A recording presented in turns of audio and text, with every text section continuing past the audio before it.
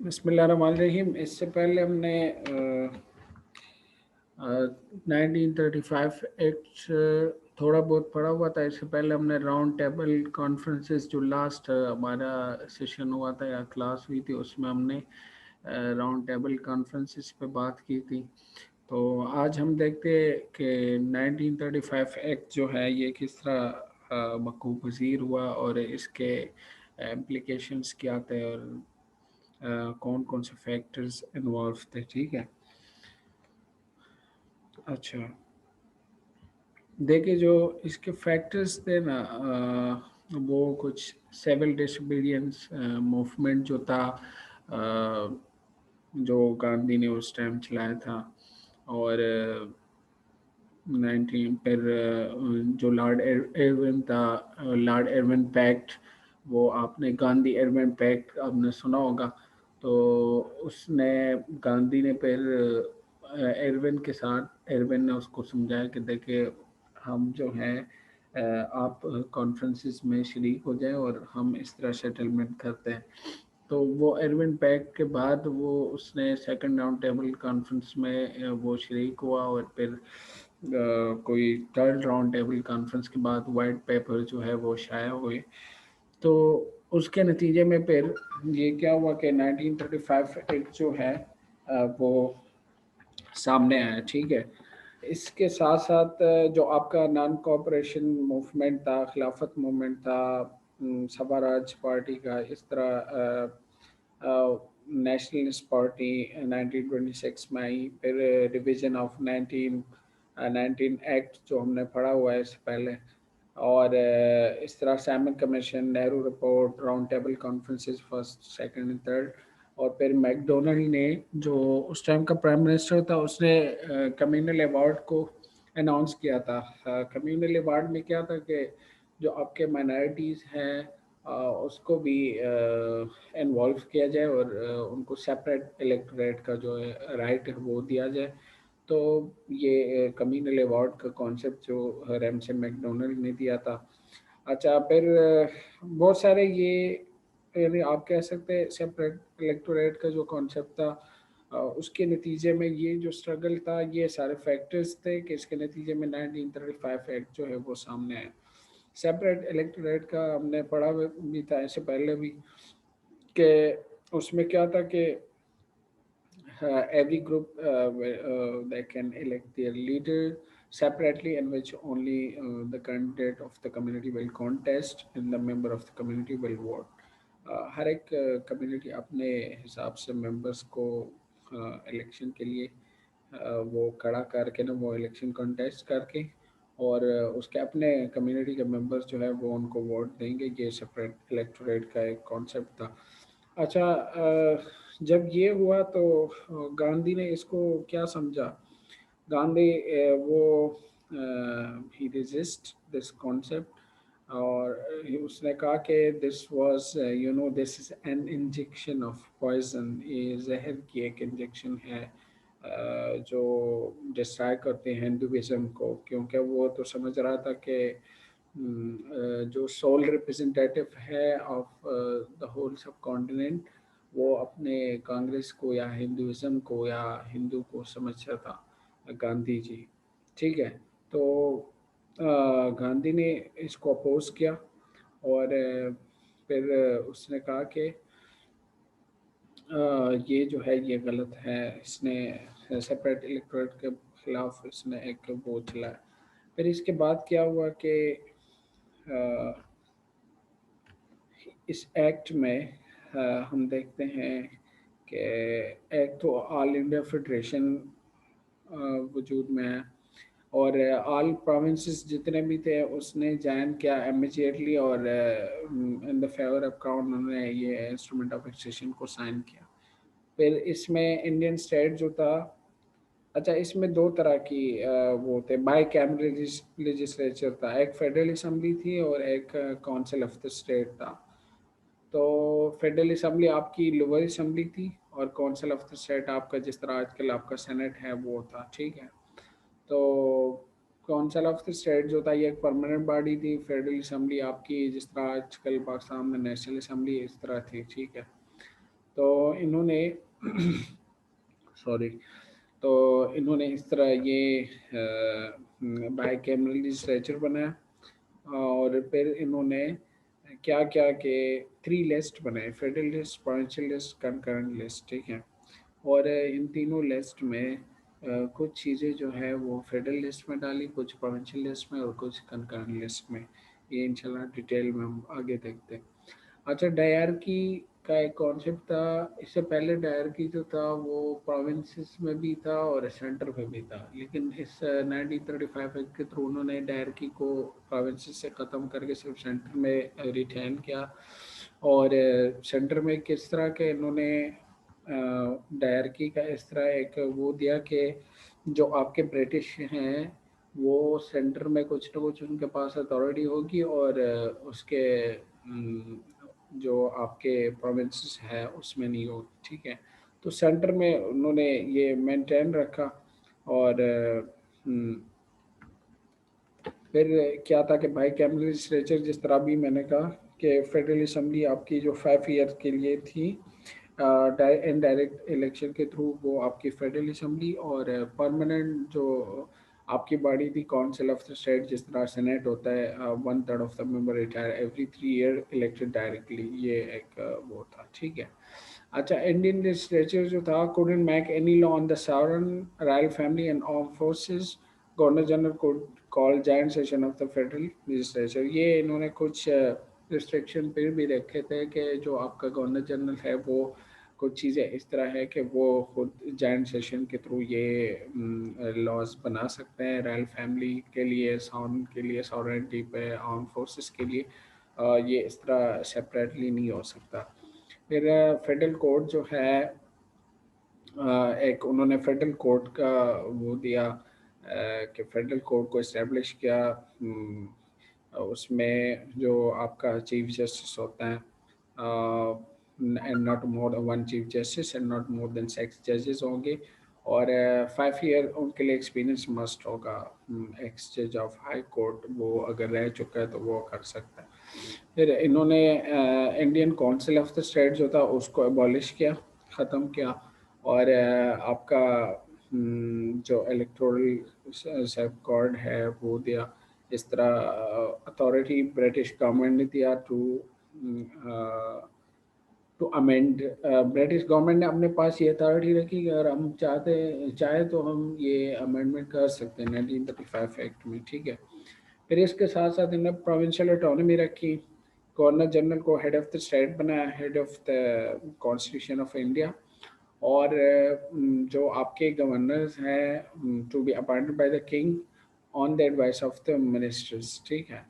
और इसके साथ साथ जो आपके प्रोविंशियल गवर्नर्स हैं वो they given more power and became the head of the respective government, they didn't have autonomy.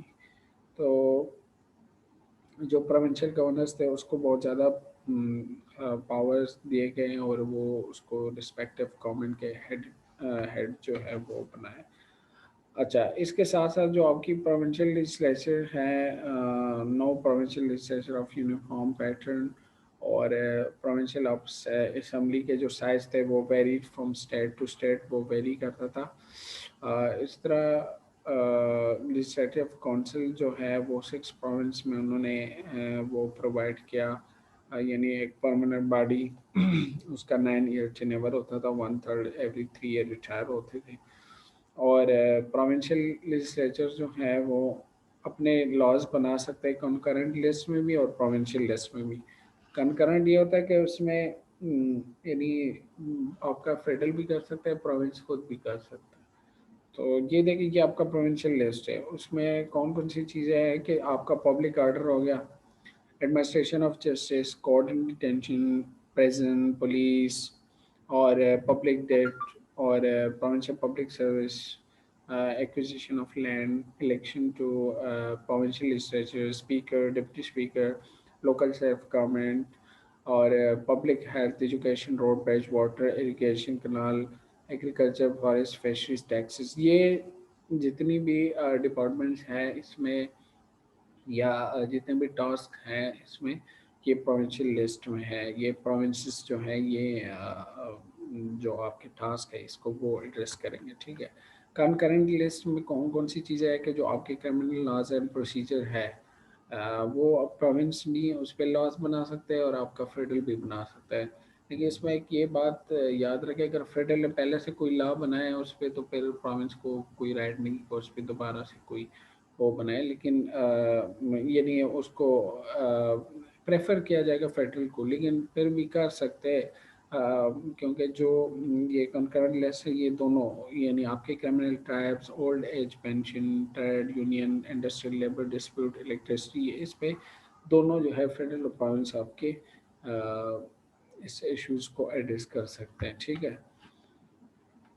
अच्छा, अभी इसके बाद हम आते हैं ये आपका 35 एक्ट को हम दोबारा से एक रिकैप करते हैं कि ये किस तरह था, ठीक है। एक मिनट देखिए, तो ये एक्ट जो था ऑल इंडिया फेडरेशन, एक इन्होंने एक ऑल इंडिया फेडरेशन इस एक्ट के थ्रू सामने आया। फेडरल असम्बली और काउंसिल ऑफ द स्टेट, जो आपका फेडरल असम्बली था वो लोअर हाउस था, 5 years उसका टेन्योर था। और काउंसिल ऑफ द स्टेट आपका अपर हाउस है, परमानेंट बॉडी है, और इसमें से 125 from Indian state, 250 from provinces and direct election on communal land. और जो आपका काउंसिल ऑफ द स्टेट है वो 104 from the state through nomination, और 156 from provinces direct election on communal land. और 1/3 जो है वो रिटायर एवरी ईयर, 3 ईयर के बाद वो रिटायर होता था। जो आपकी फेडरल असम्बली की ड्यूरेशन है 5 ईयर है। और ये कब से यानी काउंट होगा, जो आपका first meeting from the date of the first meeting, और ये एक्सपायर खुद ब खुद हो जाएगा ऑटोमेटिकली, वो डिसॉल्व हो जाएगी जब डेट पीरियड वो पहुंच जाएगा, ठीक है। काउंसिल ऑफ द स्टेट आपका एक परमानेंट बॉडी है, और 1/3 जो है वो रिटायर आफ्टर 3 ईयर्स, वो रिटायर होगा। Indian state 125 member federal assembly को सेंड करेंगे, और 104 काउंसिल ऑफ द स्टेट को, ठीक है। पावर ऑफ द लेजिस्लेचर ये होगा कि जो आपके इंडियन लेजिस्लेचर है वो सेवियरली रिस्ट्रिक्टेड, वो बहुत रिस्ट्रिक्ट किए गए थे, और दे कुड मेक, बट क्या था कि सम सब्जेक्ट जो थे वो नेदर फेडरल लेजिस्लेचर थे नॉर प्रोविंशियल लेजिस्लेचर के पास थे, वो डायरेक्ट ब्रिटिश जो है वो उसको डील करते थे। लेकिन फिर भी कुछ ना कुछ जो इंडियन काउंसिल था उसको एबॉलिश किया था, और बहुत सारे अथॉरिटीज़ जो है वो आपके प्रोविंशियल और फेडरल लिस्ट को दिए गए थे। अच्छा, they could make any law, लेकिन वो लॉज बना सकते हैं, लेकिन वो लॉज बना सकते हैं अंडर द इंडियन एक्ट 1935, जो ब्रिटिश को बेनिफिट दे, ठीक है। एक्सक्यूज मी।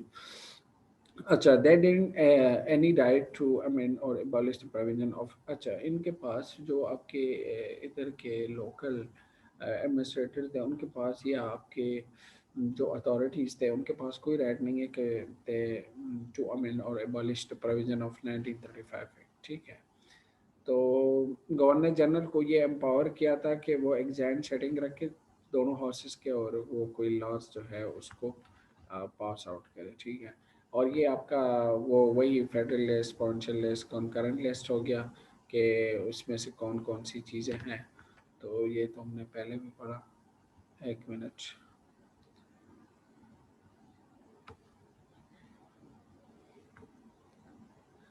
इसमें से जो कुछ चीज़ें रहती हैं इंशाल्लाह इस वाली स्लाइड में ये कवर हो जाएंगे, ठीक है।